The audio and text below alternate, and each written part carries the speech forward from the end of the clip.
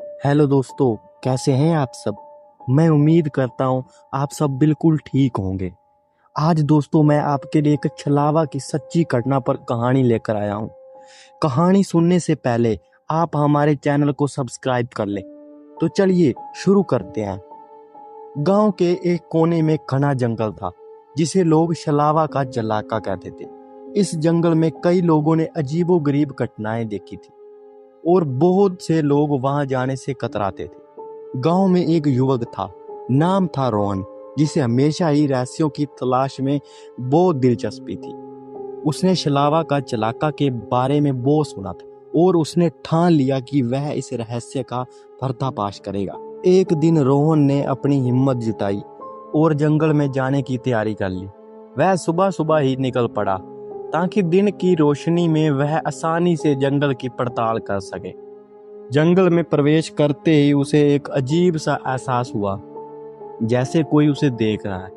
चारों ओर पेड़ों की घनी छाया और जंगल की खामोशी ने उसकी रूह कंपा दी। जंगल में चलते चलते रोहन को एक पुराना मंदिर नजर आया। मंदिर खंडर जैसा था और उसे देखकर ही पता चल रहा था कि यह बहुत पुराना है। रोहन ने मंदिर के अंदर जाने का फैसला किया। अंदर घुसते ही उसे एक पुरानी मूर्ति दिखाई दी जो एक देवी की थी। मूर्ति के पास ही एक पत्थर पर कुछ लिखा हुआ था। रोहन ने ध्यान से उस पत्थर को पढ़ा।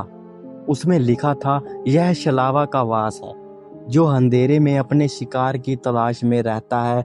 इसे हराने का तरीका मंदिर के नीचे छिपा है।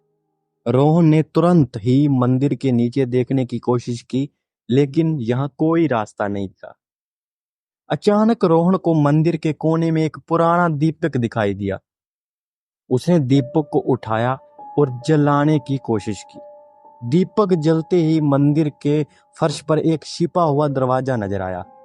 रोहन ने दरवाजा खोला और उसके नीचे एक सीढ़ी मिली जो गहराई में जा रही थी।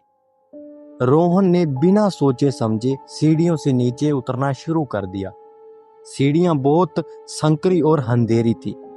नीचे पहुंचते ही उसे एक बड़ा हॉल नजर आया जिसमें चारों ओर दीवारों पर अजीब निशान बने हुए थे। हॉल के नीचे बीचों बीच एक पुरानी किताब रखी हुई थी। रोहन ने किताब को उठाया और पढ़ना शुरू करा। उसमें शलावा के बारे में सारी जानकारी थी। किताब में लिखा था कि शलावा एक प्राचीन आत्मा है जो अपने शिकार को भ्रमित कर अपने कब्जे में लेती है।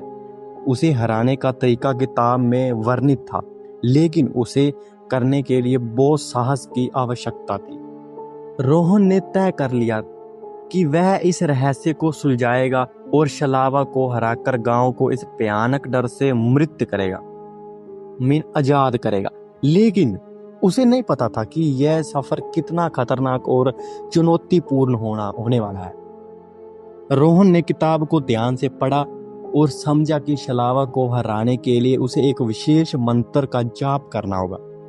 लेकिन मंत्र का प्रभाव तभी होगा जब वह शलावा की आंखों में देखकर उसे सुनाएगा।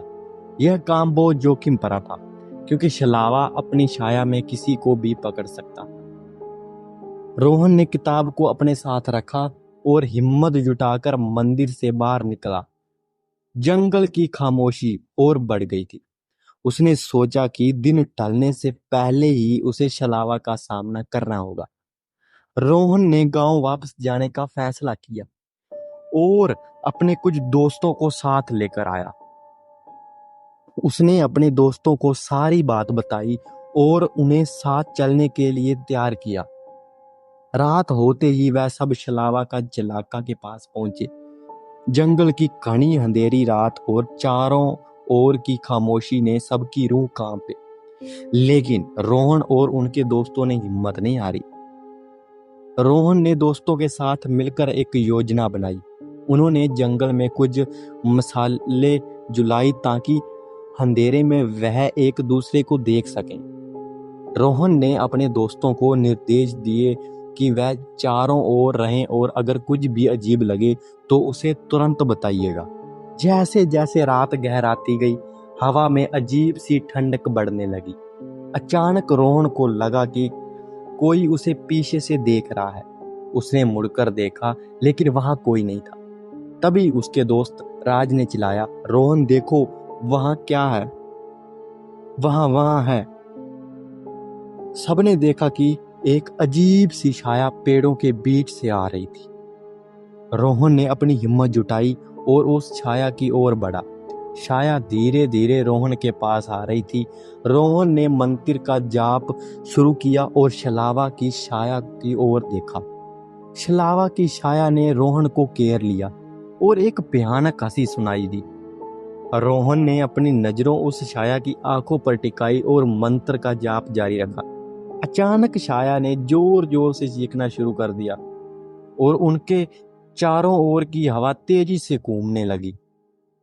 रोहन के दोस्तों ने मशाले उठाई और रोहन को समर्थन दिया। मंत्र के प्रभाव से शलावा की शक्ति कम होने लगी, लेकिन यह काम अभी भी अधूरा था। रोहन ने महसूस किया कि शलावा पूरी तरह से हार मानने वाला नहीं था। उसे अभी और प्रयास करने की जरूरत थी।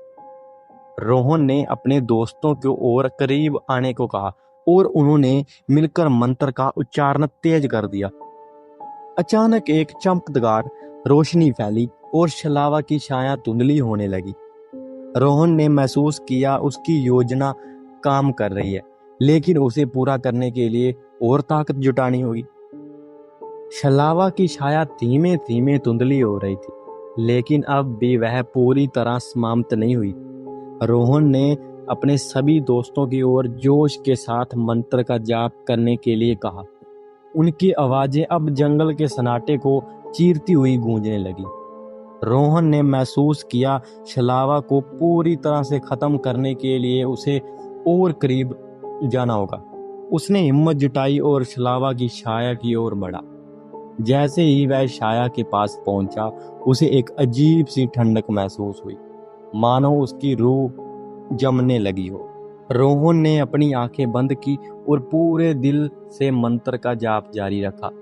उसकी आवाज में अब दृढ़ता और शक्ति थी, डरा हुआ एहसास था और बहुत शक्ति थी। उसके दोस्तों ने भी मिलकर पूरा जोर लगाया। अचानक शलावा की छाया जोर से चिल्लाई और एक जोरदार ध्वनि के साथ हवा में बिखर गई। एक पल के लिए चारों ओर सन्नाटा छा गया।